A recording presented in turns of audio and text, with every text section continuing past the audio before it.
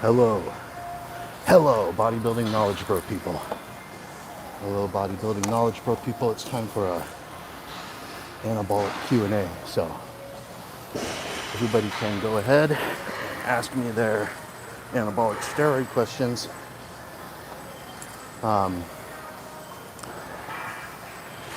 I trained chest today, and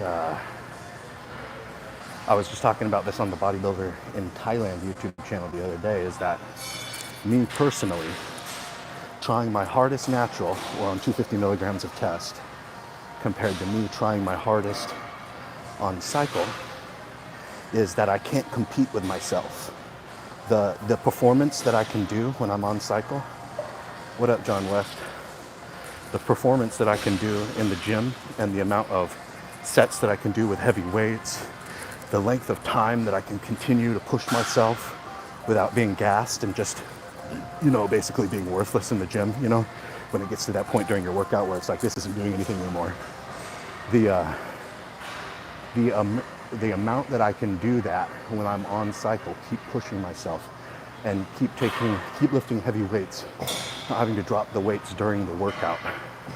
And then also being able to keep on doing sets at high intensity and keep on getting a bigger pump. When I'm on cycle, I can do that to a level that I cannot do it off cycle, okay?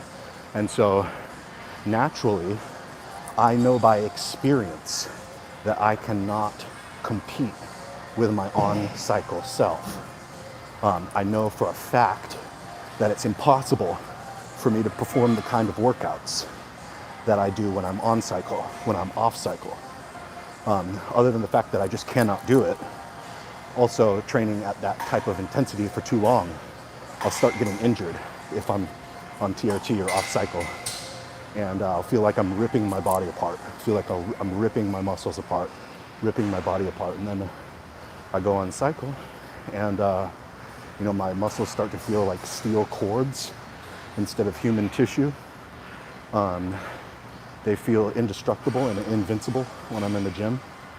And, since I've been using steroids for a long time now, I have this muscle memory or muscle tissue and memory built up. So when I go on cycle, I really go from zero to hero quickly because of that time having built up the muscle over time. So you'll notice that guys that have been using steroids for years, when they go off cycle for a few months, they start to return to looking like a natural man again.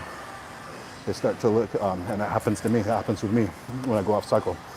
Start looking like a regular guy again. After a few months, I start looking like a regular guy who works out, goes to the gym, but, more, but still in that kind of category, right? But then when I go on the cycle, I start looking like something that come from another planet, I look like an alien, not natural, not like a normal human again, looking like a bodybuilder. So that's because of drugs. That's why bodybuilders look like bodybuilders, because of drugs. That's why when I look like an alien, when I look like a freak, when I look like some kind of muscular freak, that's because of drugs. Take away the drugs, take away the steroids, take away any performance-enhancing drugs, and everybody goes back to looking, not like these alien, freaky things anymore. They go back to looking in the range, in the spectrum of a normal human being that you see in your daily life. So that's what I've been experiencing that lately, is me having been off cycle for, more than 12 weeks, and then not being off cycle anymore, and me having this, transformation that happens, like within like a week or 2 weeks, where it's almost like I have a different body. It's like I'm a different person, because it happens so fast after you've been, after you've built up that muscle memory after, some years using steroids, and you've built up that tissue that, like, when you get off cycle, that muscle tissue, because there's a cosmetic effect of steroids. There's a cosmetic effect of performance-enhancing drugs where when you have the molecules in your blood, you look different, and they make your tissue react different, okay? And so that when you go off of cycle or whatever, that tissue kind of goes into hibernation mode. It's very flat, it's very not full, it's very not 3D, but it's still there and it's the actual tissue. It just doesn't really have any fuel storage. And so you don't look like impressive anymore. But then once you go back on cycle and that tissue that's been in like hibernation, it's been in hibernation, is still there, and now all of a sudden it gets activated and that muscle tissue comes out of hibernation when you go back on a cycle. It's like the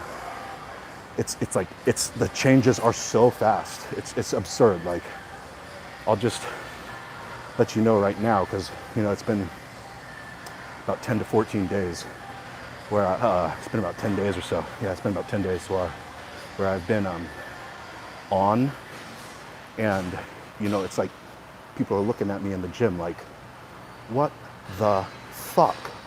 Because every day I come to the gym, it's like I gained a pound of muscle overnight and lost fat at the same time.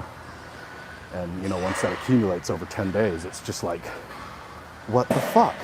This guy just made like 2 years of progress in 10 days. And that's partially because of the cosmetic effects of the drugs, and it's also because of that hibernation, that muscle hibernation factor that I was telling you about. And all PED users that have been using them for a long time have this muscle hibernation effect, where you go off cycle, and if you've been off for around 3 months, then you start looking more like a normal person again, just a normal guy who goes to the gym and works out, but you still have that steroid muscle and that steroid muscle memory, even though you're not on steroids anymore. But the tissue's in hibernation, it's not active. And then once you go on steroids again, it's like throwing fucking gas on the fire. It's like literally like your body becomes this fucking inferno, and it's shocking. It's shocking to me. It's shocking to me when I go on cycle after being off for a long time, because it's like, what the fuck? How can my body change this fast? How is it possible? How is it possible for it to change so much so fast? And everybody at the gym notices it too, and everybody's staring at you like, what the fuck? So, that's funny, isn't it? Isn't that funny? The life of men who choose to use hormones. You know what? It's my right to choose. You know what? It's my right to choose, and the government should pay for my hormones. It's my right as a man. It's my right as a man that I need hormones. And the government needs to pay for my testosterone. Just like they need to pay for the women's birth control hormones of estrogen and progesterone. The government also needs to pay for my rights as a man to have my male hormones. Or else I'm going to protest. I'm going to protest and claim that they're misandrogenic. With all these women, they claim the politician, he's misogynistic. If he's been denying them their right to kill babies and their free birth control that the taxpayers have to pay for, and then their right to murder babies as long as you keep the head in the vagina, then you can decapitate it still and kill it and throw it away. All right? And if you don't like that, you're a misogynist.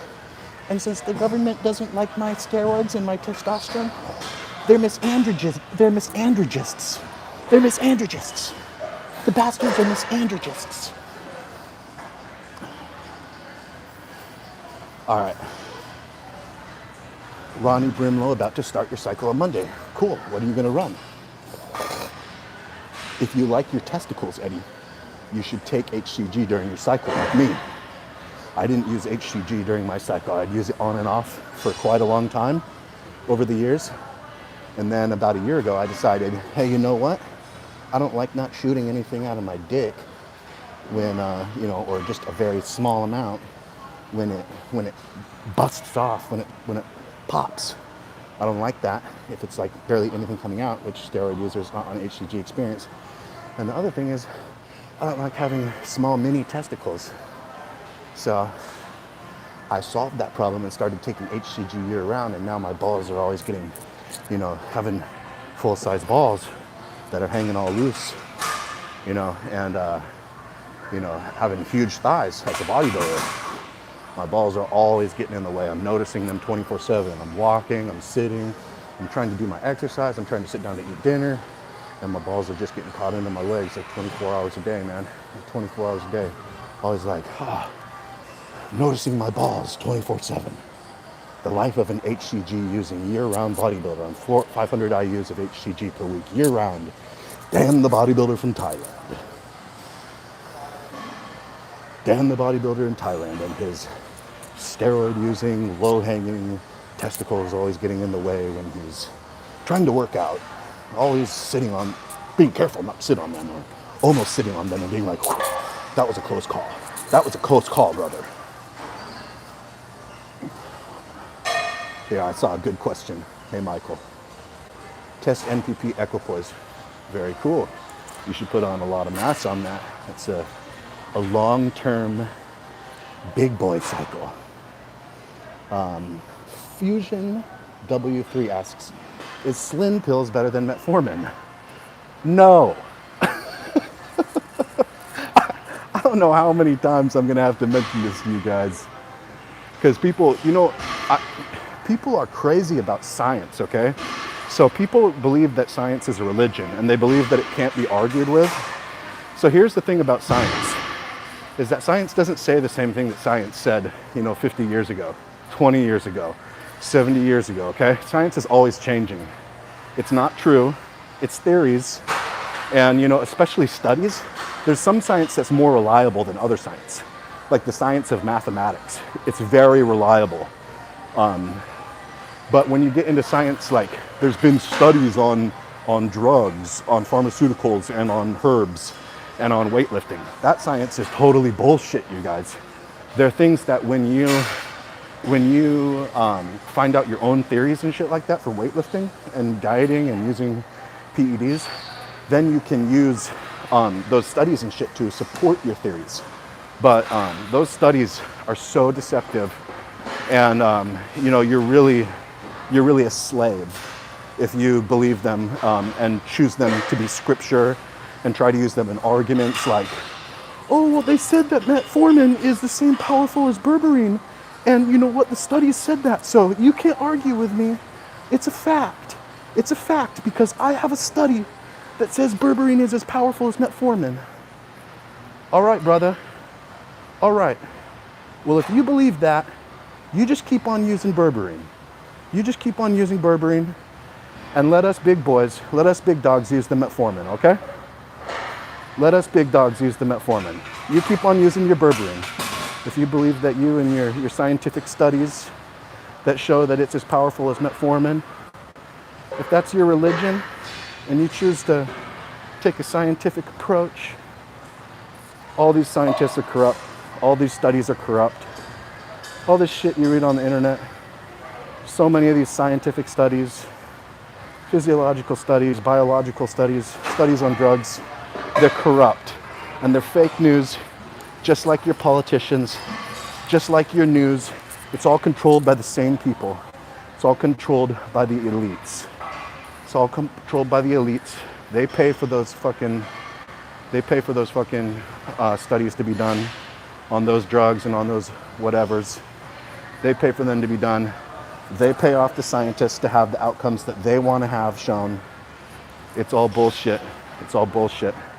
And that's why these guys who are like, oh, I take a scientist approach, like Jeff Nippard or whatever, it's like they're on steroids for one thing, so they're lying to you. They're leaving out the big main thing that's important is the fact that drugs are bodybuilding, okay? Drugs are bodybuilding. Without drugs, there is no bodybuilder. Without drugs, there are no bodybuilders. If you want to know what the maximum bodybuilding physique without drugs looks like, look up Eugene Sandow. The Mr. Olympia trophy is named after him. He is a peak natural bodybuilder before steroids were invented, okay? And he represents the apex of what is possible for the best genetics to achieve without steroids, okay? So for you guys that want to keep on talking about these guys who say science approach or whatever, they're charlatans, they're liars. No, Tony blocked me on all social media. They're all liars. And, you know, if you guys want to, a lot of people have been arguing with me about the Metformin versus Berberine thing, okay? So it bugged me a little bit. It bugged me a little bit. A little bit, it got on my nerves because of how many people have been saying, no, actually, Metformin is not more potent than Berberine. And then they show me their pathetic study, their pathetic fake news, bullshit, corrupt scientists, corrupt financial backing studies, and tell me, you're wrong, Dan. Berberine is more powerful. It's the same powerful as Metformin. And you know what? You can't argue with me because look at my stupid study. Oh my God. You guys sound like fucking liberals when you talk like that. You sound like fucking liberals. You know what?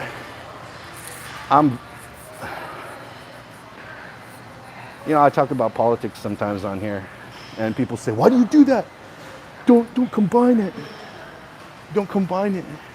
And you're alienating people. You're alienating part of your fan base. Hey, if you don't like traditional American values, traditional conservative family values, honesty, integrity, loyalty, not being underhanded, then get lost. Get the fuck out of here. Because I'm not interested in associating with you. That goes for guys in high positions of power and status too. Tony Huge, get lost, you motherfucker. You corrupt narcissist motherfucker, full of lies. Get lost. And anybody else too. Anybody else who's in a position of power or prestige in this bodybuilding and fitness industry, and they don't want to be straight up. They don't want to be straight up and just tell the truth. Then get the fuck out of here. Get lost. Because I don't care what those kind of people think about me. And I don't care if they endorse me or if they don't. Truth is a force of nature. And it cannot be beaten. It cannot be beaten. And what I am is I'm bodybuilding truth. So, all these pieces of shit that want to,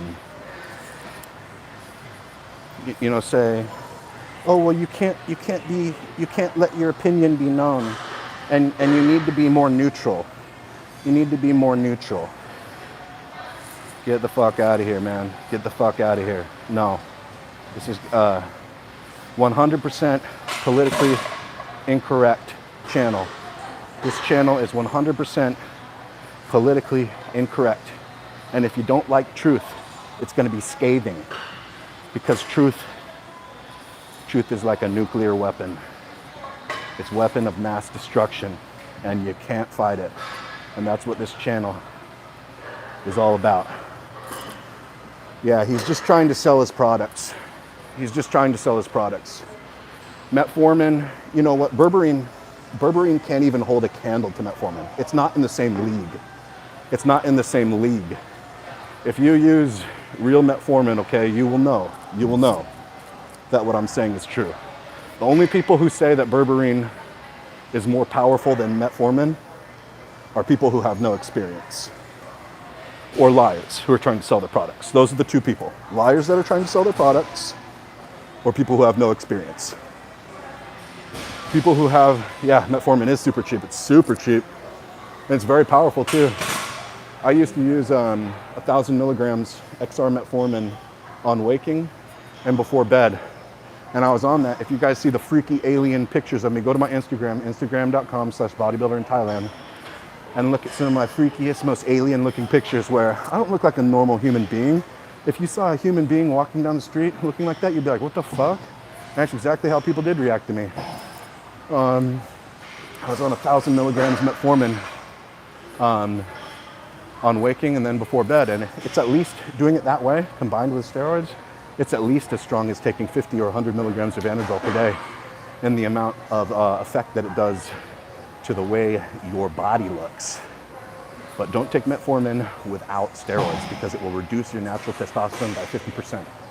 So you need to be on steroids or at least SARMs in order to utilize metformin effectively.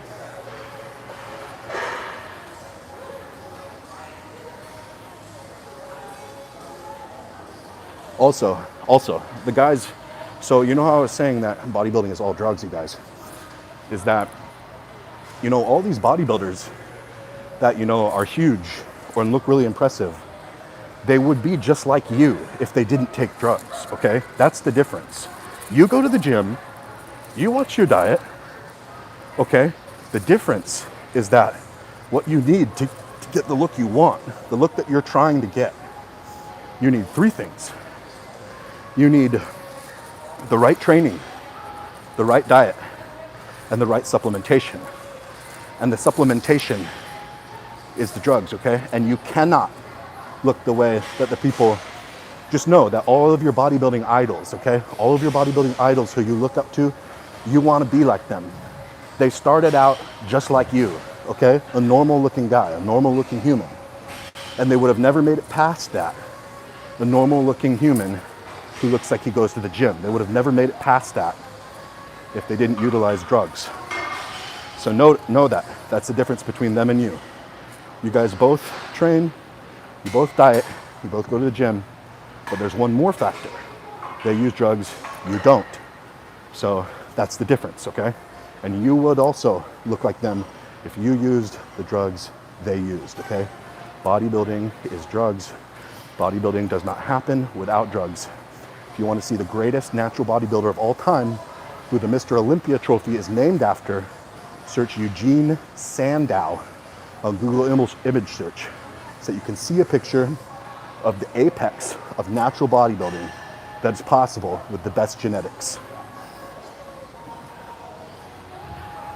It's very unpopular to say this. What I'm saying right now is very unpopular because everybody wants to feel good about themselves and they want to feel good about their steroid bodies.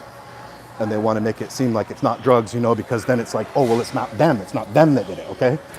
No, it is still them that did it because it was them that made the decision to take the drugs, and that's what's making the difference between them and you, okay? But they have this fantasy that they want it to be different, like it's, they want it to be, they want it to be them, you know? Like not drugs. They take the drugs, but then they have this fantasy that they want the body that they have to not be because of drugs, even though they take the drugs. They want to minimize that and make it seem more like it's just them. Because then it's like, wow, now I'm superior. Now I'm a superior being. I'm a real Superman. And it came from within. But the reality is it didn't come from within. It came from without. It came from the outside. And they put it in, either through their mouth, taking tablets, or through their skin, slamming metal pipes in there and then injecting fluids in.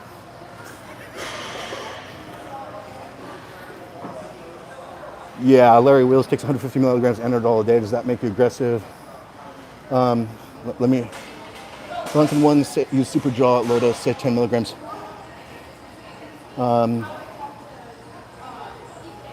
Okay, so Superdrol, 10 milligrams. Okay, so here's the thing. If you're not using bioidentical hormones, you're hurting your health, okay? So giving yourself like high blood pressure and shit like that, and like bad cholesterol, and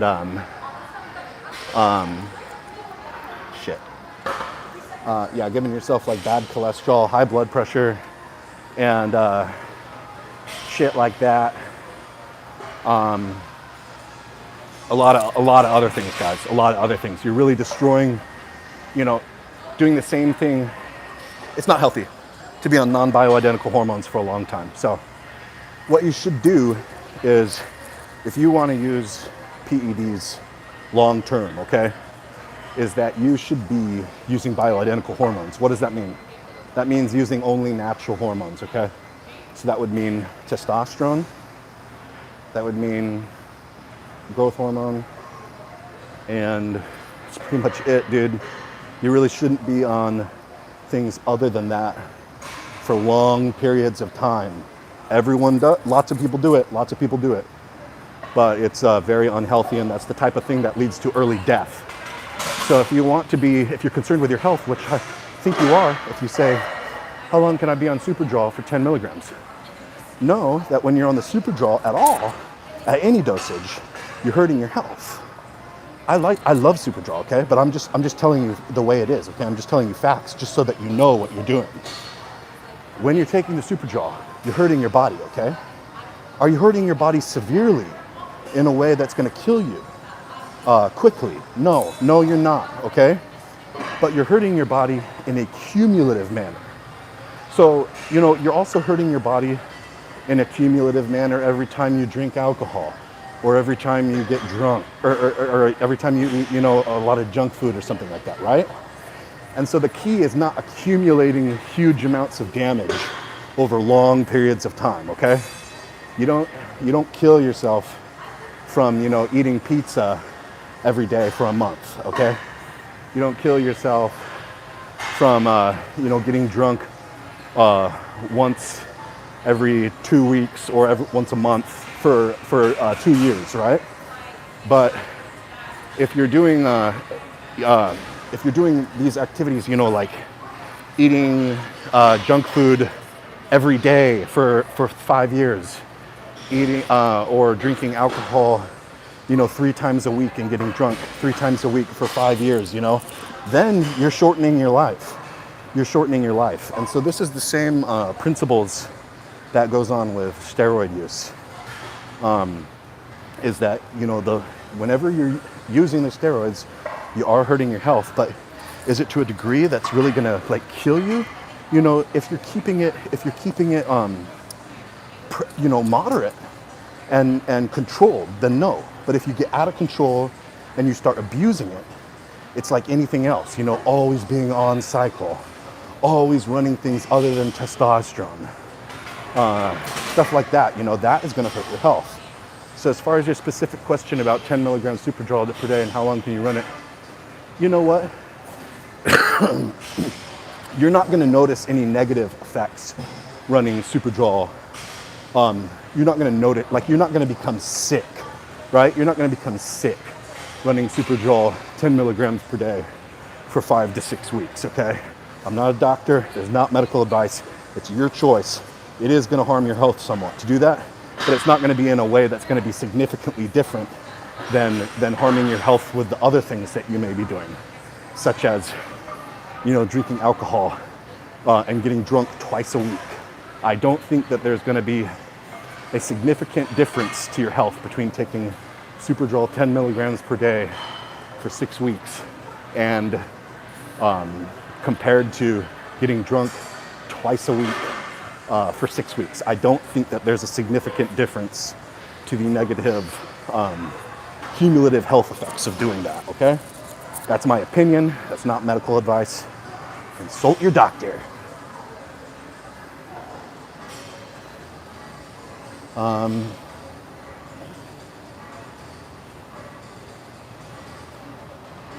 Okay, yeah. LeoCD said Larry Wheels takes 150 milligrams of Anadrol a day. Does that make you aggressive towards women? No. Substances don't make you violent. Okay, it's the same thing as you know what, man. Yeah, people are so irresponsible, man. Okay, if you're gonna take steroids, this is not something for kids to do. Okay. Larry Wheels has been using steroids since he was 15 years old, okay? That's not cool.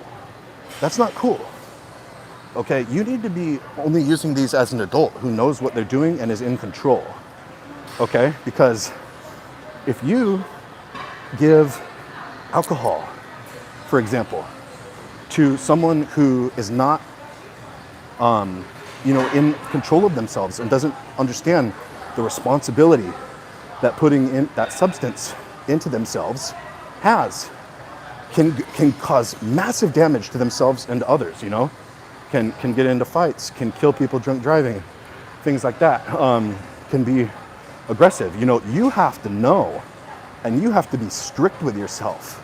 I am on a substance and I am in control. And you have to take responsibility for your actions while you're on that substance, okay? So, wow. Personally, I have never had any kind of aggressive feelings towards women whatsoever in my entire life, okay? It's just never happened. That's not a part of me. Even though I used to get physically abused by my ex-wife, I would just run away. Because it's not worth it, man. It's not worth it. Even if you like sit there and defend yourself, or like, you know, like try and like keep them away from like hitting you or cutting you or whatever they're trying to do,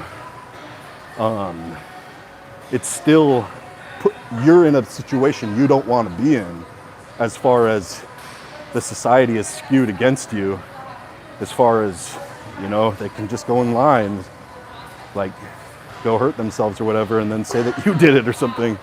It's fucking crazy. So personally, when my ex-wife used to physically abuse me,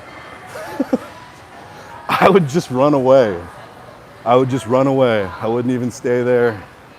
I would just get out of the room. I would get out of the area, leave her vicinity. Because I'm not gonna go there, okay? I'm not gonna go there. Don't ever put your hands on a woman. Just get away. Just get away, okay? And so when you ask, does 150 milligrams Anadrol per day make you aggressive towards women? The answer is no. But it can make you more, it will. Anadrol will make you more aggressive in general. It'll also shorten your fuse, okay? And so you have to be a responsible adult, not a child, okay? And know, hey, I'm a big, powerful person, okay? I have chemically induced large muscles, and I'm very strong. And I'm also on drugs, steroids, okay? So I'm not gonna be aggressive towards people. And if somebody wants to pick a fight with me, I'm gonna walk away. I have nothing to prove, okay? You're already big and strong. Everyone already knows that. And everyone can already see that when you're on steroids, okay? And you do not need to fight anyone to prove that. And in fact, it makes you look like a complete fucking loser to get in fights if you use steroids, okay? A loser. A fucking loser. What an insecure thing to do. To be bigger and stronger than the people around you. And then think that you have to prove that by getting in fights with people who are weaker than you, who aren't on steroids and stuff like that. And like, why would you even need to do that, dude? It's so insecure. It's so fucking insecure. If you are on steroids, everyone knows that you're big and strong, okay? You have nothing to prove. So you just walk away. Even if people are, you know, humiliating you, hurting your pride, you know, that you are the bigger man. And that's the decision that you have to do before you start taking the drugs, okay? Before you start taking the steroids, you are gonna get extra aggressive feelings, okay? And when those people do, because people are also gonna seek you out when you take steroids because they wanna prove themselves. Other males wanna prove themselves by being aggressive towards you and shit, right? And like, oh, I'm gonna go pick on the big guy or something, right? To kind of show what a big man I am, right? Don't take the bait, man. You already know that you're big. You already know that you're big and strong. You already know that this guy's nothing. And you know what? You just have to have already made that decision that, no, this is not happening. You know, I'm on steroids and I am not going to be physically violent. And that's just a hard line that I'm gonna draw. So you have to make that decision before you start using them, okay? And that's another reason why you should not be a child when you're using these. You need to be an adult. Because children, they're still learning about things like responsibility, and they don't like have their morals like 100% set yet and things like that. Like, you just need to know who you are, dude. You need to know who the fuck you are and what you stand for. So, okay, Viola said, you're joining late, but you think Larry Wheels and Buendia really were physically violent to those women? I don't know. Hey, Eternal. I don't know, okay? And no one knows for right now, okay? And I don't really think that people should really be talking about it that much, to be honest. You guys know the reason that everybody like makes videos and stuff about this is because of the search engine optimization. So this is a trending topic right now, right? And everybody wants to get hits, right? And the thing that gets the most hits is the trending topics. That's why when I had my leg infection, everybody wanted to make videos about my leg. It was a trending topic, and so they could get personal gain by making videos about my leg. Because then they'll get hits and people are gonna see them, right? So right now, the trending topic is this Larry Wheels, Jeremy Buendia domestic abuse thing. And so everybody wants to make videos about it and get a piece of the search engine optimization. It's what everybody's searching for right now, right? So they want to get a piece of that and get the hits.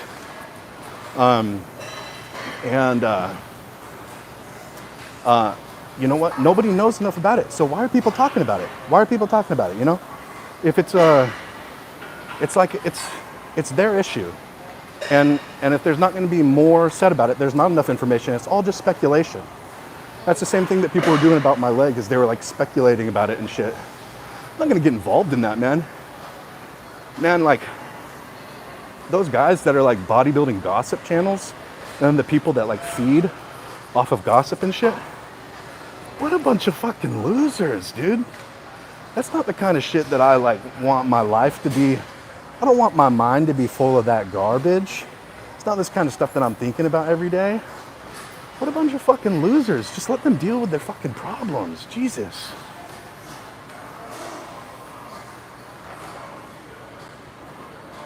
Okay, Fusion asks, is cocaine a good pre-workout? Man, I think Fusion, you know what? I'm gonna have to say, man, I think you're hanging around the wrong people. Dude. So that is an incredibly powerful drug.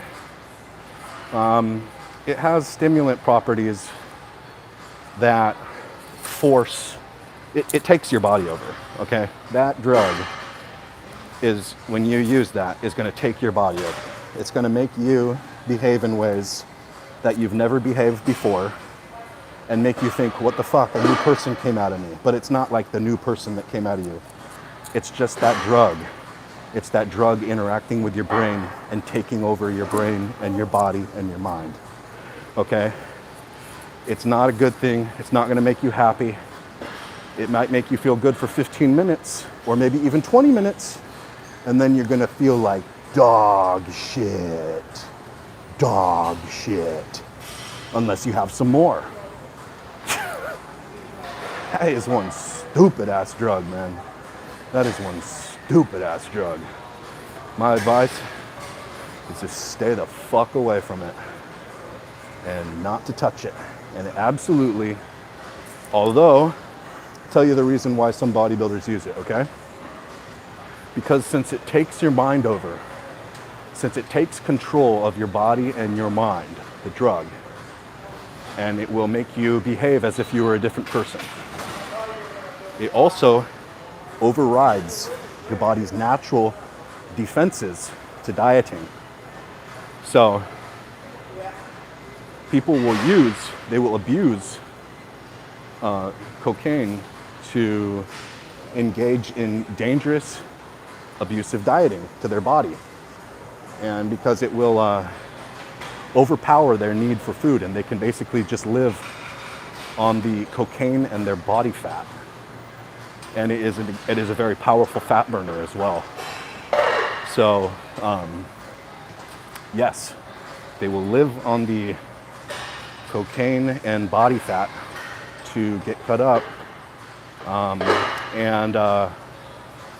That is so damaging. That is so damaging. And doesn't it really seem like the kind of thing that something like Enhanced Athlete would promote? Doesn't that sound like the kind of stuff that Enhanced Athlete would promote? They are a disgrace. They are a disgrace and a black mark to this industry. Fucking losers. So, if you want a good pre-workout, let me recommend you a good pre-workout, bro. Okay, the other thing too is that cocaine has a direct effect on your heart. And so if you're exercising hard and you're on cocaine, you're literally taking chances of blowing your heart up or blowing your arteries out.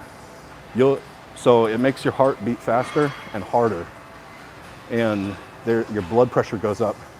You know that your blood pressure is very high when you're lifting weights. It's extremely high, okay? For brief moments.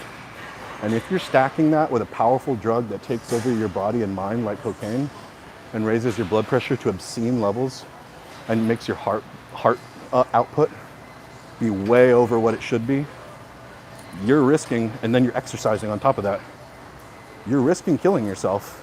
You're risking killing yourself during the workout. And these people that run marathons and they die, that's always because they were pushing their bodies and they were on amphetamines.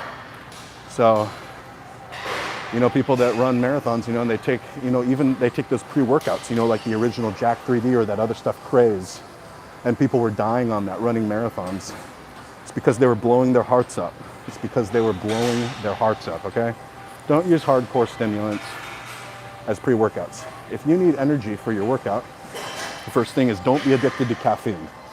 Don't be addicted to caffeine. So don't drink coffee every day. Don't drink coffee every day. And if you really have to drink coffee every day, if you feel like you have to do that, then only drink 1 cup a day. Because if you're doing that, it's not benefiting you, it's hurting you, and it's taking away from your energy. So the number one thing is if you're addicted to caffeine, which a lot of people are, and it's nothing to be ashamed of, just stop doing that. Just stop being addicted to the caffeine. Start doing it once a day or less. You really should be doing it less than once a day. So, you know, maybe 4 days a week, having a cup of coffee. It really shouldn't be used more than that. Another good pre-workout that people use is Kratom. Kratom works good for a workout because then you can't feel yourself getting tired, and it also makes you have a euphoria while you're in the gym. So, I mean, even if you're natural, if you take Kratom, you can usually work out for at least 2 hours without getting tired, straight weightlifting. Another pre-workout that people use, and this is only good sparingly. This is only good to be used sparingly because it can teach you about weightlifting, is cannabis. So if you smoke weed, cannabis, pre-workout, and then go work out, you will have a very enhanced mind-muscle connection, and you will, there's a video on Dan the Bodybuilder in Thailand channel called Don't Smoke Weed, Kids. And it's kind of a joke, the title, you know, but it talks about how, you know, many pro bodybuilders and many current bodybuilders at Gold's Gym Venice Beach, and also past bodybuilders, you know, back in the 70s, back in the 80s, you know, even up until now, Gold's Gym Venice Beach, this is a thing, is they use cannabis pre-workout, smoke weed pre-workout at Gold's Gym Venice Beach, and they're still doing it today. You know, not all the pro bodybuilders or big bodybuilders there, but a good number of them, a good percentage of them are smoking cannabis pre-workout, at least sometimes, because of the effect it has on the mind-muscle connection. So you're much more tunnel visioned on cannabis. You can't see things on your periphery, you know? Your focus is just only on one thing, what's right in front of you, okay? And so then when you're in your set, you can feel the weights being loaded onto your muscles, right? So if you're on a bench press, you'll be able to feel the weights loaded onto your muscles, and then you'll be able to feel the stretch, you know, stretching it and then contracting and squeezing the muscle again, right?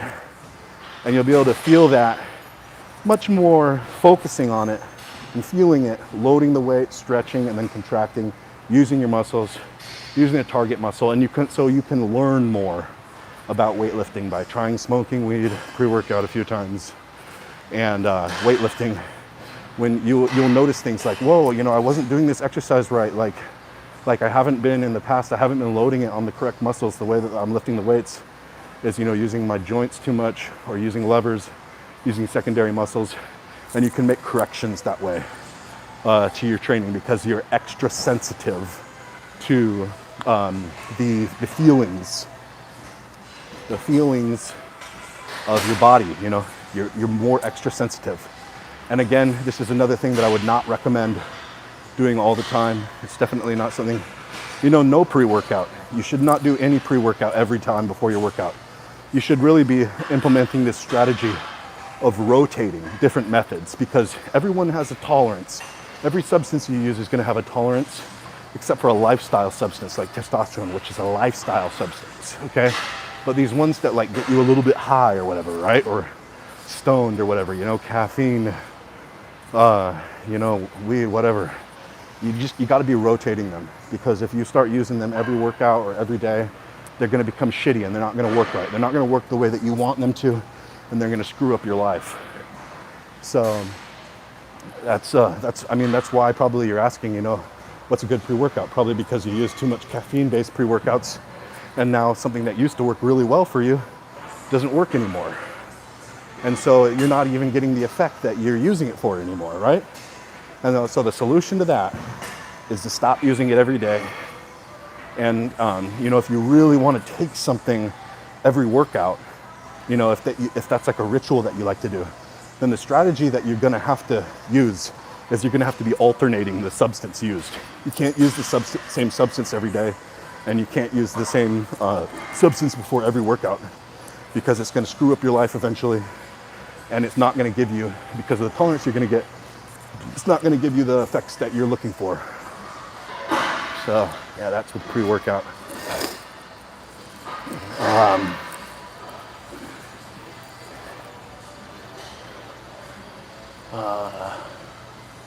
I'm looking through. Are you serious that Tony recommended you cocaine? Are you serious? I hope you're joking. That would be a whole nother level of irresponsibility, and more evidence that he like knows that the decisions with his health are killing him. And, you know, misery loves company. Misery loves company. And, you know, he's afraid of dying. He doesn't want to die alone. So he wants to harm, you know, that's from me looking at what you're saying, and from me knowing him and the things that I've seen him say. You know, it sounds like my logical deduction is that it looks like, to me, in my opinion, that misery loves company. And, you know, he's going to harm his health. He's going to die early. Might as well take as many of you down with him. That's my opinion. That's what it seems like to me. Especially if he's doing insane things like recommending you hardcore recreational drugs to add to your workouts. That is fucking stupid and a disgrace. A disgrace. Loser. Okay, Yellow Fever said, not recommended, but the cold hard truth is opiates is the best pre-workout. Okay, so there is some truth to that, okay? So, like I've said in previous videos, 1 tablespoon of kratom powder is about as strong in the pain helping. It helps pain about as much. I have to word this correctly, you guys. 1 tablespoon of kratom powder helps pain about as much as 10 milligrams of hydrocodone. That's also a cold hard fact, okay? So hydrocodone is the generic name for Vicodin. And hey, that's why I used kratom every day for a year when I had my repetitive motion injury from working at fucking In-N-Out Burger in college. Used kratom every day throughout the day for a year so I wouldn't have to be fucking addicted to opiates. Because that's what I got prescribed, because they couldn't help me. The doctor couldn't help me. That's one of the first things. Take my health into my own hands. It was one of the first times I had to, probably the first time really I had to take my health into my own hands, because the doctors couldn't help me. Yeah, but like I said, the reason why Yellow Fever said that the cold hard truth is that opiates are the best pre-workout is because things that numb pain and give you this euphoria. They numb your ability to feel tired. You just can't feel that you're tired, and you can just keep going and going and going and exercising and never stop and never have your intensity go down because you can't feel it. You have this euphoria going on, and you have this pain. Your pain is blacked out. You can't feel pain. You can't feel tired, and it's like you're a machine. And so the Nazis knew this during World War II, and so what they were doing, I mean, actually the Allies were doing this too, okay? So everybody in World War II gave their fighter pilots methamphetamine tablets. And so most all of the pilots that were flying around doing the war stuff during World War II were on methamphetamine while they were doing that, because they were given methamphetamine tablets by their governments for the purpose of fighting the war, okay? And also most of the war crimes and war atrocities, a lot of them that were committed by like the average Nazi soldier. You know, some of the stuff that they were doing was so horrific, you know, like killing innocent civilians, like lining them up and then just, you know, having them turn around and then just shooting them point blank through the head, you know, and doing that to 300 people, you know, in the middle of the street. You know, that's the kind of stuff that the Nazis did. You can't do that sober. You can't do that sober. And the Nazis knew this. And they would give their soldiers this combination tablet of methamphetamine, cocaine, and morphine. It was a tablet that had those three ingredients in it, yeah. And they did experiments too with concentration camp people with the methamphetamine, cocaine, morphine combination tablets, where they would give them to some of the people in the concentration camps, these tablets, and then they'd have them walk with no food, starving. They'd have them walk 30 miles and they wouldn't get tired, with no food, starving, walking 30 miles. And that's how they did these experiments and said, whoa, okay. And so then the Nazis started giving these methamphetamine, morphine, cocaine combination tablets to their soldiers. And so that's why, that's part of the reason why some of the soldiers were able to commit the war crimes that they were able to, is because, you know, you just can't do it. You can't just go like murdering people so brutally like that. A lot of humans just, you know, it's not in them. And so they were having to get their soldiers high in order to get them to follow out orders.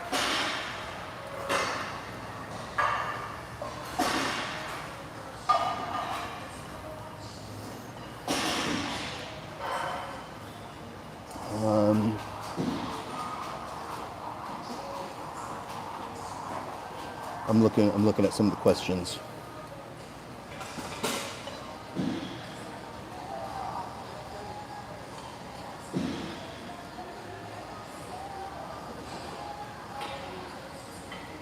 Yeah, some people are asking me for gossip about Tony, okay? So the reason why I was talking about why I originally had to let out animosity that had grown up at me, okay? So why I released that stuff, you know, about Tony Huge and exposed him a little bit, was because I had built up animosity for him betraying me and for him not helping me, leaving me to die, betraying me, and destroying my reputation while I was in the hospital in Colombia. And I really can't get even into the details, okay? So that's what happened. And then when I came back from Colombia, when he saw me, he looked like he had seen a ghost, literally. When he saw me in America, after I came back from Colombia, you should have seen the look on his face when he saw my face for the first time. He was the look of fear on his face is burned into my eyes. The look of fear and shock, and it was true, sincere fear. Just that's the only, it's that word, fear. Honest fear describes what his face looked like when he saw my face for the first time when I came back from Colombia. and got out of that hospital situation, okay? So I was in shock still, and I needed to process it, okay?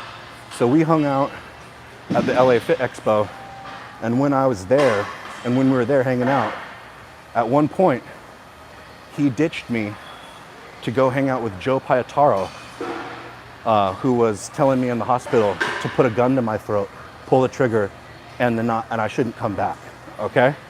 So that's the kind of character that Dr. Tony Huge has. That's his character, okay? Is he does stuff like that.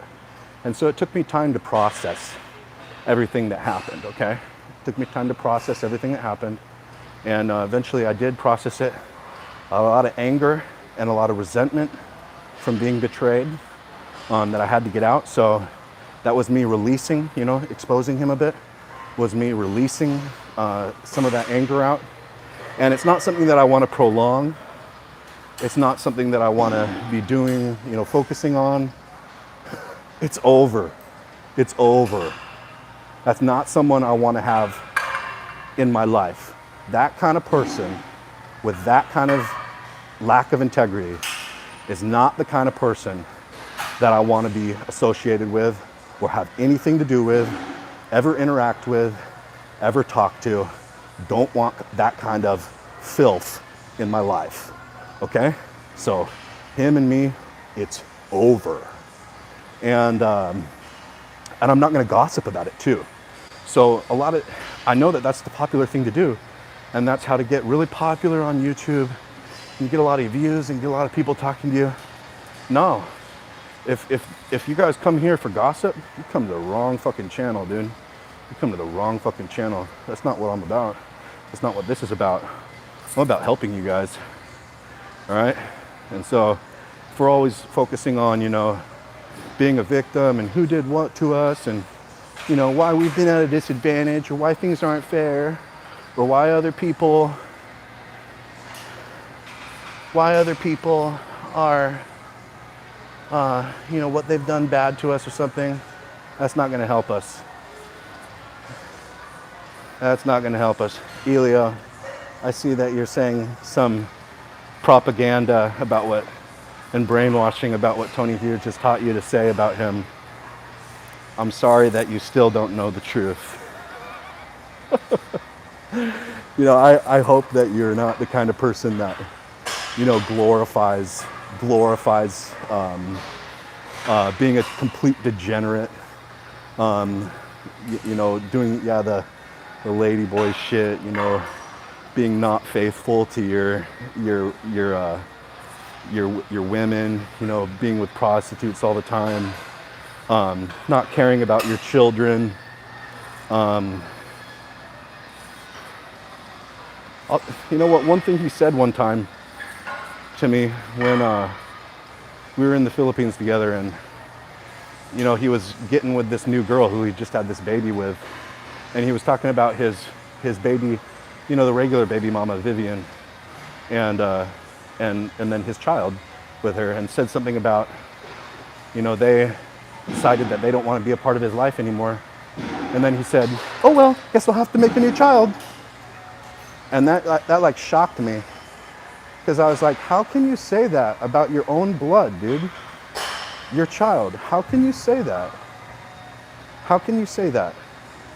That really disturbed me, okay? It was his own child, and it was just inconsequential, like having the threat of losing her from his life. That's sick. That's sick. Okay? So if you want to keep on, idolizing, but my voice dropped out, okay.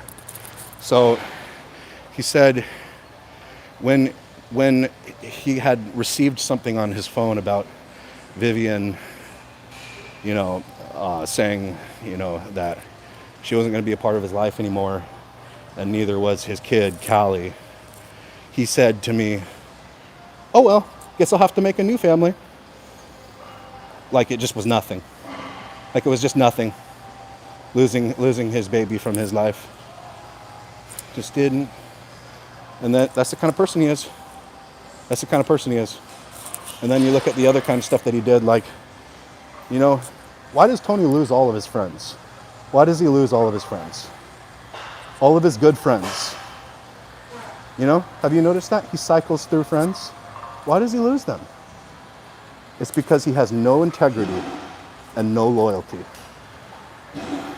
Okay, so people that want to glorify these degenerate lifestyles, like Tony Huge or Dan Bilzerian, these lifestyles of excess and degeneracy, and doing all these things that are narcissistic and just for pleasure. Don't be a part of my channel. That's not what we're about here.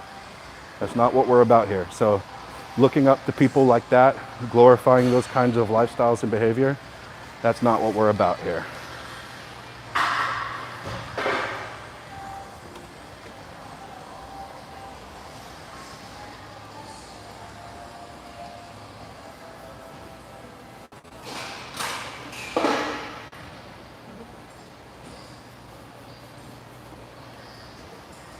So I'm not going to talk about,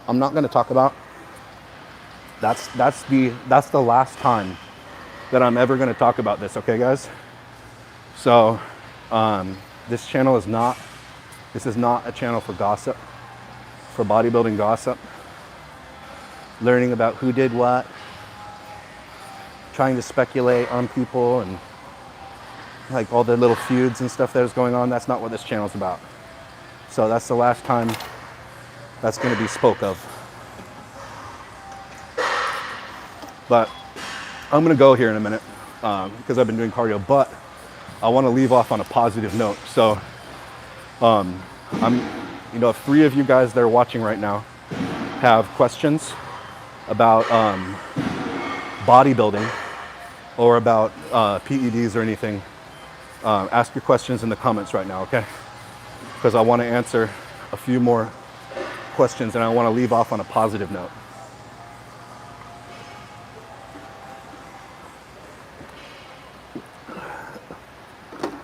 Carb cycling, yeah. So carbs are pretty important. Like, so if you're natural, you really shouldn't eat carbs, because the only reason why bodybuilders are able to get ripped and big at the same time eating carbs is because they're on drugs. It's because they're on steroids, growth hormone, insulin, and the like. Okay? So if you're natural, you can't really use carbs like in your muscle psych without gaining weight and getting fat and bloofy. Like if you're natural, if you want to be like cut up, yeah, and like muscular and also lift weights at the same time, you can't really eat carbs, man. It's not really part of the natural human diet. And bodybuilding is all about having the most natural diet possible. That's when you're going to be getting the best results. So that's my advice for you. Yes, I do donate blood. That's my advice for you if you don't take steroids, is to not eat carbs really at all, except for just, sparingly occasionally, maybe post-workout or something. So I learned the importance of eating sugar immediately after your workout on Roids from Aaron Reed, who, if you want to make, if you eat sugar immediately after your workout, like the second you finish weightlifting, it has this effect where it's like throwing gasoline on the fire of your PEDs. And it's just absurd. The shape, fullness, recovery it gives, and look, the cosmetic effect that sugar utilized in that way can give to you. It's such a powerful drug. Sugar is such a powerful drug when used immediately post-workout. So I learned that from Aaron, is that if you finish your weightlifting and the moment you finish, you eat sugar. It has if you're on Roids, okay, this is the key, is you got to be on Roids in order for this to work. It has an incredible effect on everything that you want to happen with your bodybuilding. But then the other thing, the flip side of that, is I also learned from Aaron Reed, the importance of not eating carbs with every meal. Even someone who's as big as Aaron, you know, over 300 pounds, you know, and he's the biggest guy at Gold's Gym Venice, just to let you know. There are other guys who have bigger muscles, but there isn't a bigger human being, even Mr. Olympia, okay? Because I've seen Mr. Olympia many times at Gold's Gym Venice. Sean Roden, there's even a video on my YouTube channel of Sean Roden in my YouTube videos. Okay, he's nowhere near as big as Aaron. Aaron is the biggest, most massive human being. He's the biggest man at Gold's Gym Venice. He doesn't eat carbs with every meal. And your sensitivity to insulin is so important for your bodybuilding goals. Once you start like using, like if you ever start or try using growth hormone and metformin or insulin or whatever, you'll start realizing how powerful insulin is and its effects in your body, natural or otherwise. But just the fact of the insulin system in your body, how powerful it is to your bodybuilding success. And staying sensitive to it is so crucial. And the number one way that you can stay sensitive to it is to not eat carbohydrates throughout the day. And then when you do eat them, it's like gas. It's like squirting gas on a fucking fire and just exploding. That's the equivalent of what having the carbohydrates in the certain times of day when you need them does. When you restrict them, when you restrict yourself from having them at other times of the day. So, you know, generally too, you won't do your best work with your brain if you've had carbohydrates. So a good time to not eat carbohydrates is the first few hours of the day. You know, up until, you know, after lunchtime or something.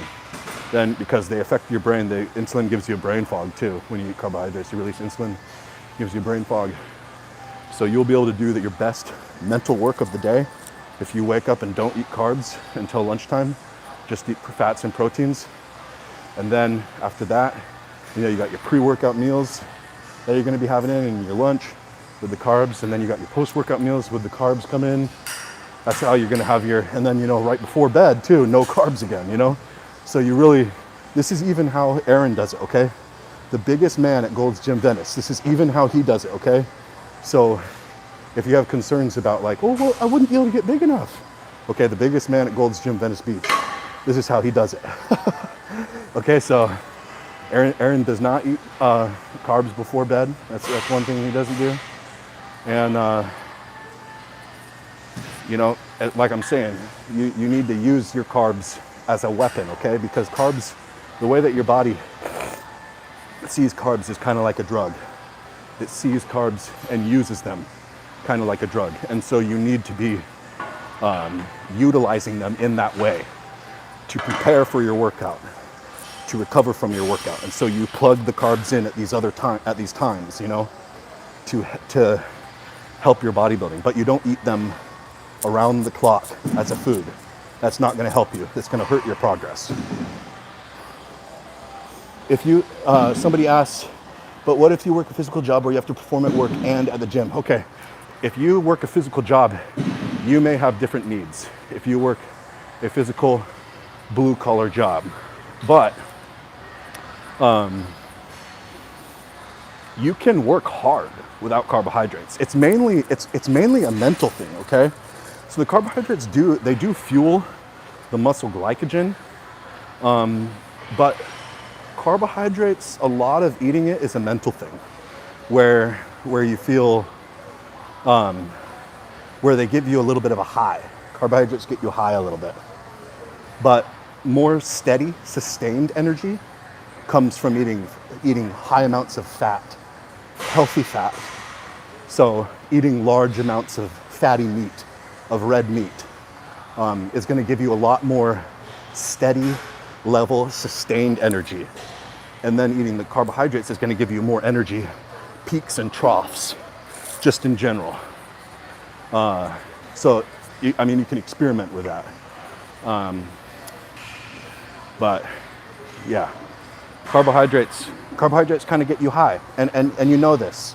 Everyone knows this, that carbohydrates get you a little bit high because it's quick, there's a big come up, and then there's a drop off. Every time you eat carbohydrates, you know this. Back when you went to school, or even, you know, now it's like, you know, you go to lunch and, you know, then for the next hour after lunch, you know, you feel great when you're eating during lunch, but then you feel like a freaking slug after lunch because your high wore off, you know? So, yeah, carbs, they have very drug-like characteristics, and they should be used in your bodybuilding goals, like a drug, to meet your bodybuilding goals. And if you want steady, sustained energy that isn't peaks and valleys, setting up your eating habits so that you're mainly fueling yourself with fatty meats is going to give you much better sustained energy. That is not going to be peaks and valleys, just more level, right? You're not going to get as high and you're not going to get as low. You're going to be more level. If you work out, yeah. Somebody, Sleep Factory said, has Clen any effects, positive, negative? Thanks, mate. Yes, Clen is a very powerful fat burner. Other than human growth hormone, it's probably the most powerful. Clenbuterol is probably the most powerful fat burner in the world.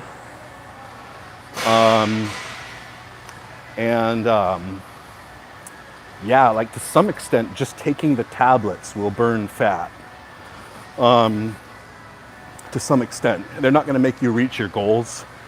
You can't, you know, you need to have, like I said, you need to have the supplements, you know, in order to make the difference between you and the bodybuilders that you see on Instagram, in the gym, etc., is that they're doing 3 things and you're doing 2 things.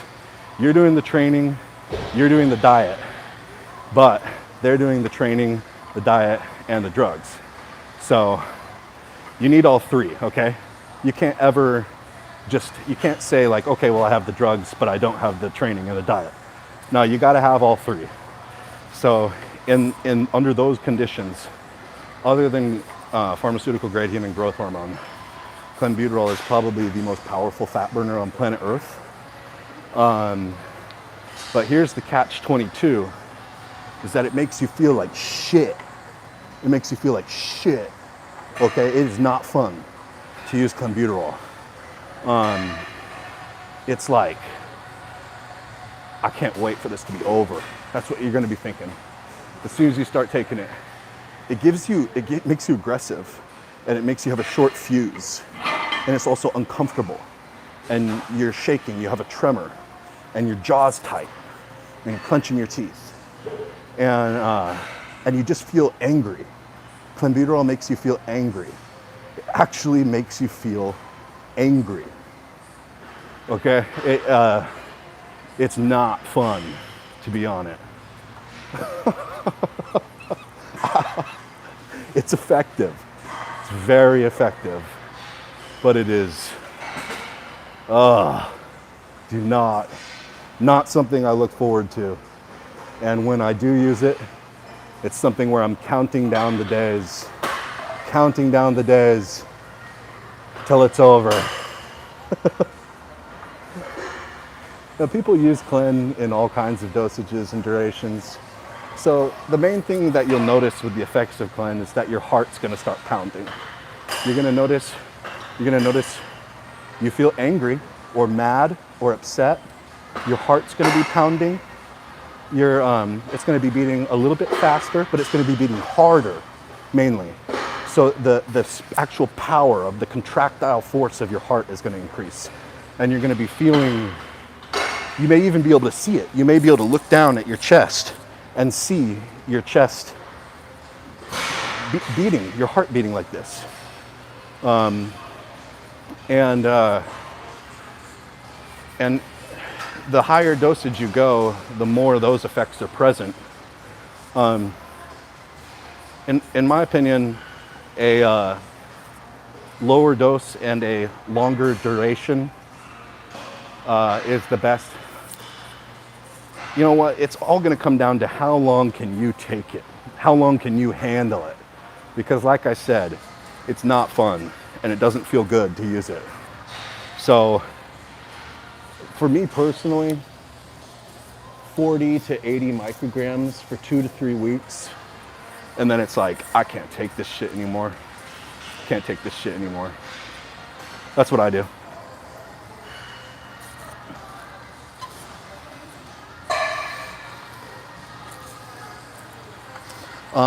King Dex says, can I run one test cycle and keep the gains after?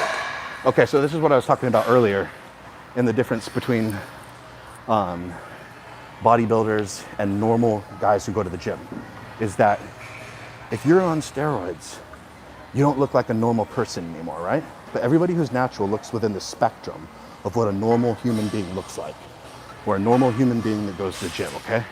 But guys who are on, if you're looking to use steroids, you're probably looking to get an unnatural look. And so you are gonna be able to maintain those for a while when you're off of it. But you can't expect to make permanent gains and then not do the things that it took to get there and keep them. So it's the same thing with you say, oh, well, can you go to the gym for 1 year and make gains and then stop weightlifting and keep the gains? No, of course not.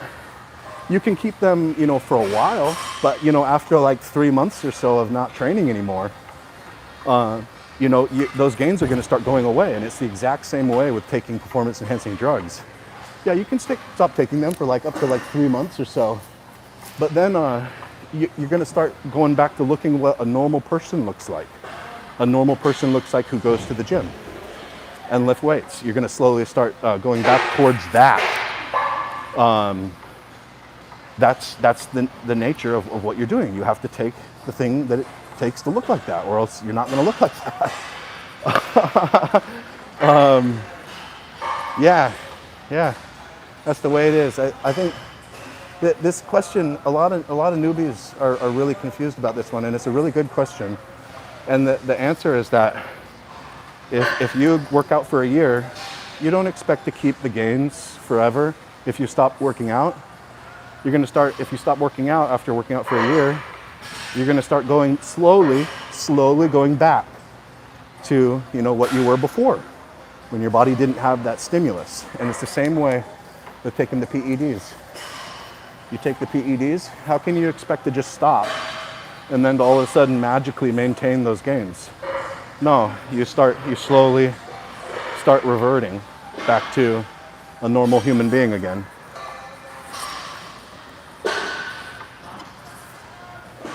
Yeah, somebody asked about a pro bodybuilder looking like a beast. So one of the things is that it doesn't take as much performance enhancing drugs to maintain a physique as it takes to build the physique.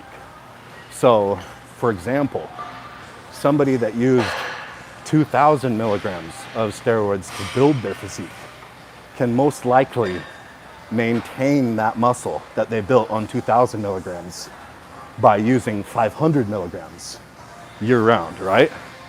So the amount of PEDs that it takes to build the physique is much higher than the amount of PEDs that it takes to maintain the physique. And this is why people do what's called cruising, where they stay on some dosage of PEDs year round.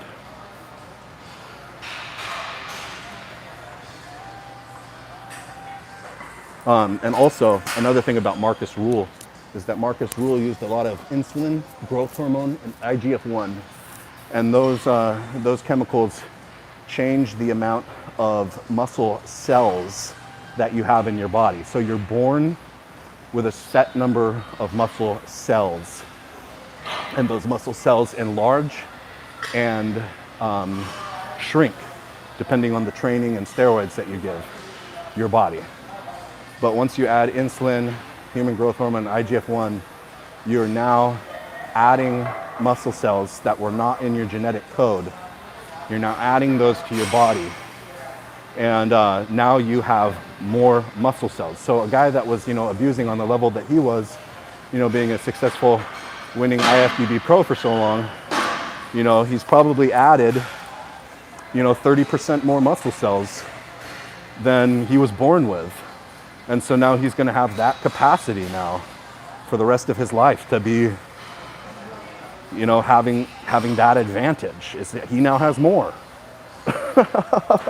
So that's another reason why, a lot of times these guys who used to be IFBB pros can now be on lower dosages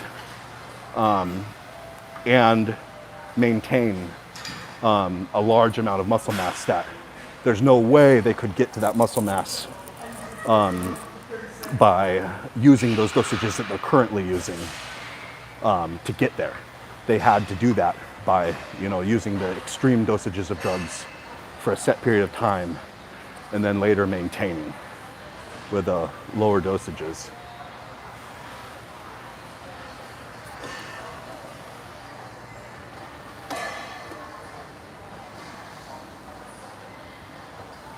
Okay, I'm gonna head out now. I've been on the cardio for 95 minutes. I gotta go. Bye.